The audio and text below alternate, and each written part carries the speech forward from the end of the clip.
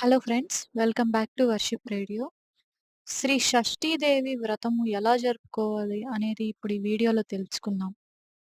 ప్రకృతి మాత సంతాన ప్రదాయిని అయిన శ్రీ షష్ఠీదేవిని భక్తి శ్రద్ధలతో పూజించుటకు ముందుగా పూజా స్థలమును ఆవు పేడతో శుద్ధిపరిచి శ్రీ వల్లి దేవసేన సమేత శ్రీ సుబ్రహ్మణ్య స్వామి వార్ల చిత్రపటమును కలశమును ఉంచి ముందుగా విఘ్నాలను తొలగుటకు పసుపు గణపతిని పూజ తరువాత శ్రీ షష్ఠీదేవి పూజ కార్యక్రమం జరపవలెను.